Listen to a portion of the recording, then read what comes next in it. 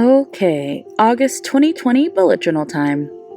This month's color is yellow, and the theme is sunflowers. August and September always make me think of sunflowers, I guess because that's usually when it's very hot and sunny, and we're heading into fall slowly but surely. Anyway, so that's why I chose them for the theme of this month. I started off with the cover page, 3 sunflowers, which I did using my yellow Zig brushables for the petals, yellow gold Crayola super tips for the centers of the flowers, and then my straw-colored 5M Posca paint pen for the highlights.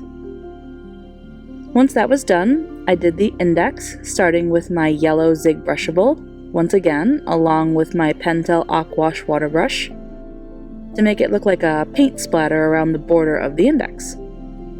For the quote on this page, I went with "Be a sunflower," so that even on the darkest days, you stand tall and find the sunlight.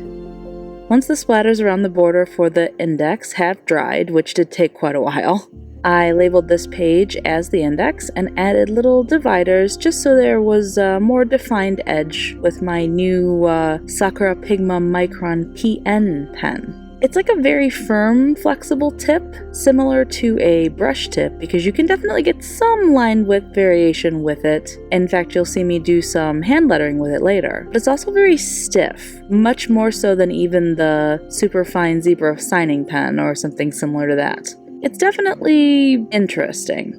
Anyway, the next page is the calendar. Now, when I was getting ready to do this spread, I realized that I was already on page 150, and there are only 250 pages in my bullet journal for this year. We're only just starting August, so I'm afraid I'm going to run out of pages by the time I hit November-December territory. So in order to try and conserve pages, my calendar for this month is once again only 1 page instead of 2 wide like most other months. It's sort of reminiscent of the self-care bingo that I did for a few months with the different colored headers at the top and then the boxes underneath. At the top go some simple sunflowers with my fine liner, and at the bottom, as per usual, is the quote for the calendar. This one is, "Every friend is to the other a sun and a sunflower. He attracts and follows."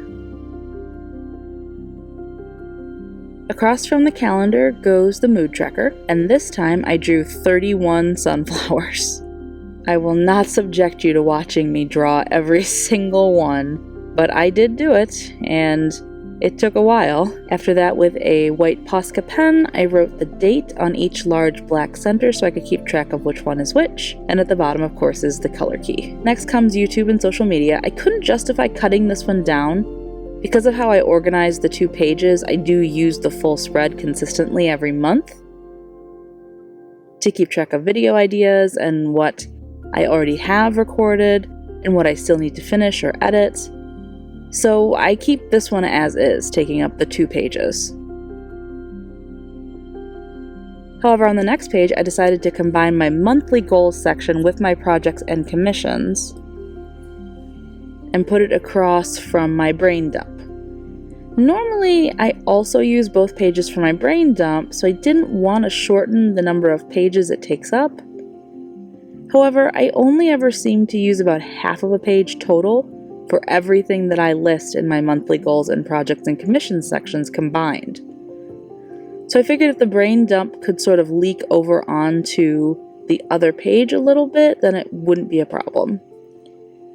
Oh, and speaking of brain dump, the one for this month is titled "A Field of Thoughts." And now it's finally time for the week 1 spread. I picked up this set of 2 rolls of washi tape stickers from Walmart at the same time I picked up the pink Build a Flower washi tape stickers that I used in May, and the yellow flowers are just perfect for this month. I arranged them in a sort of cascade across the pages from one side to the other, as if maybe they're falling or something.